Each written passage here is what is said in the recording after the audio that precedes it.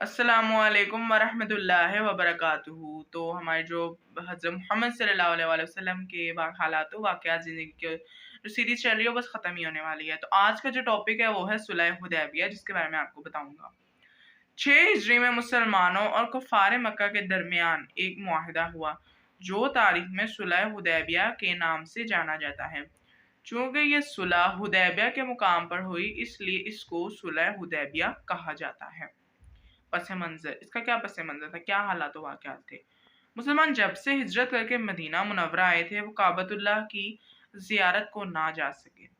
ان کے دل میں طواف کعبہ کے لیے بے قرار تھے، یعنی کہ وہ طواف کرنا چاہتے تھے کعبہ کا۔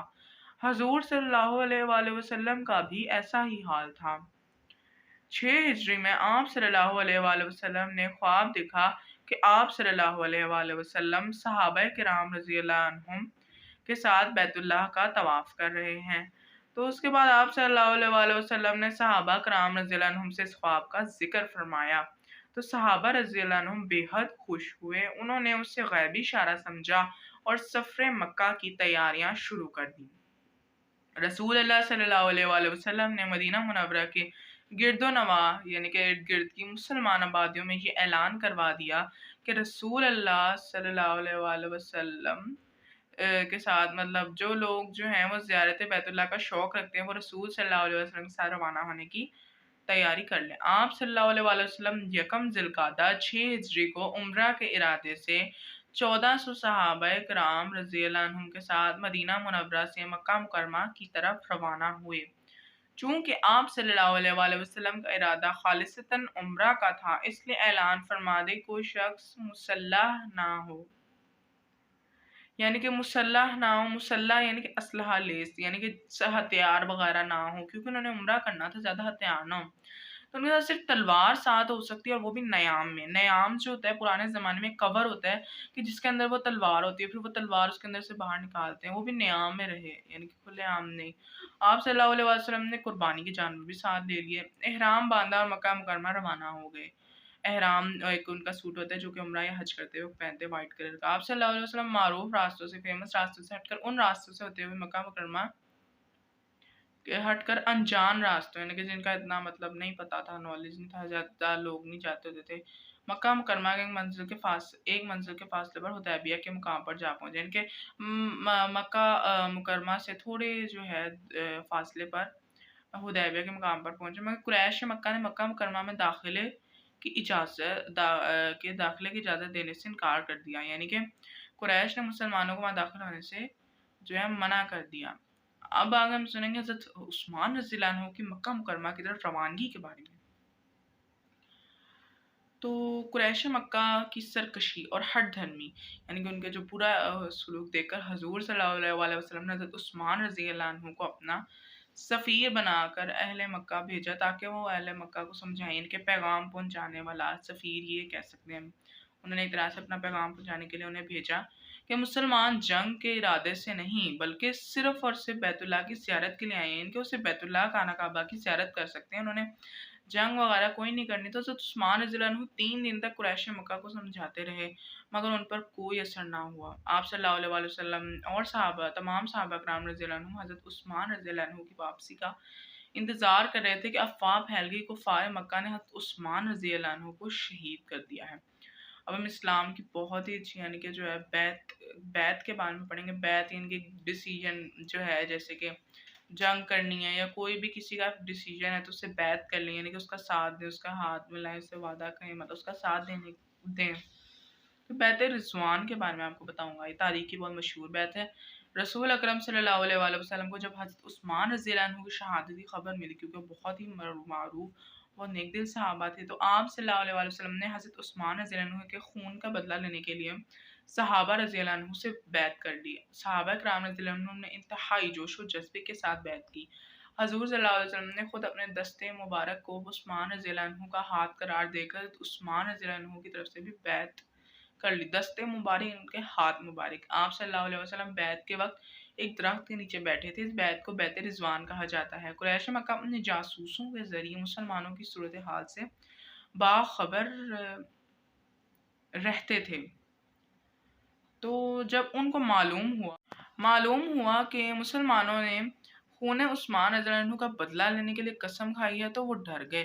انہوں نے نہ صرف حضرت عثمان رضی اللہ عنہ کو واپس مسلمانوں میں پہنچا دیا بلکہ اپنے ایک سفیر سہیل ابن عمرو کو بھی صلح کی شرائط طے کرنے کے لیے آپ صلی اللہ علیہ وآلہ وسلم کی خدمت اقدس میں بھیجا۔ یعنی کہ جو ہے صلح صفائی کرنے کے لیے انہوں نے اپنے بہت ہی سمجھدار آدمی سہیل ابن عمرو کو بھیجا۔ اس نے خاصی طویل گفتگو کی تاہم صلح ہو گئی، یعنی اس نے بڑی لمبی بات کی لیکن پھر اینڈ پہ بالآخر جو ہے صلح ہو گئی ان کی۔ اس بیعت کا ذکر قرآن مجید میں بھی ہے۔ بسم اللہ الرحمن الرحیم لقد رضی اللہ عن المؤمنین اذ یبایعونک تحت الشجرۃ فعلم ما فی قلوبہم، سورۃ الفتح کی آیت نمبر 18۔ ترجمہ: اے پیغمبر صلی اللہ علیہ وآلہ وسلم، جب مومن تم سے درخت کے نیچے بیعت کر رہے تھے تو خدا ان سے خوش ہوا اور جو صدق و خلوص سے ان کے دلوں میں تھا وہ اس نے معلوم کر لیا۔ تو اس بیعت کو اسی کے لیے مطلب جو ہے اسے بیعت رضوان کہا جاتا ہے۔ تو اب ہم پڑھیں گے صلح حدیبیہ کی شرائط، یعنی کہ کیا کنڈیشنز تھیں، کیا جو تھا فیصلے ہوئے تھے۔ تو سہیل ابن عمرو کو فارم مکہ میں بڑا عقل مند اور معتبر یعنی کہ عزت دار مانا جاتا تھا۔ انہوں نے جو شرائط پیش کی وہ درج ذیل ہیں۔ نمبر 1، مسلمان اس سال عمرہ کے بغیر واپس لوٹ جائیں گے، اگلے سال آئیں اور مکہ مکرمہ میں 3 دن قیام کر کے چلے جائیں۔ شرط نمبر 2، تلوار کے علاوہ کوئی اور ہتھیار ساتھ نہ لائیں، تلوار بھی نیام میں رہے گی۔ نمبر 3، مکہ مکرمہ میں جو مسلمان ان کے اپنے ساتھ لے کر نہ جائیں، لہٰذا اگر کوئی مسلمان مکہ مکرمہ میں رہنا چاہے تو اسے نہ روکیں۔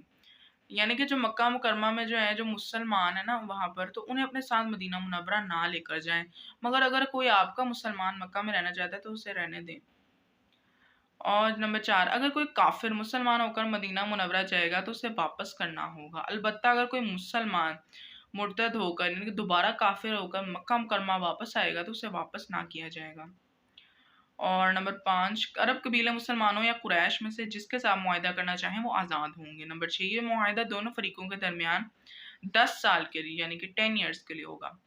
اب یہ شرطیں طے ہوئی تھی اور معاہدہ باقاعدہ لکھا نہیں گیا تھا، ان کے سب طے ہو گیا کہ جی بالکل شرائط جو ہے صحیح ہیں، ایسے سے ہوگا، لیکن یہ رائٹ نہیں کیا گیا تھا جیسے کانٹریکٹ پیپرز، وہ لکھا نہیں گیا تھا کہ حضرت ابو جندل رضی اللہ عنہ جو کہ مسلمان ہو چکے تھے کفار مکہ کی قید سے بیڑیوں سمیت بھاگ کر حضور صلی اللہ علیہ وسلم کی خدمت میں حاضر ہو کر امان کے طالب ہوئے۔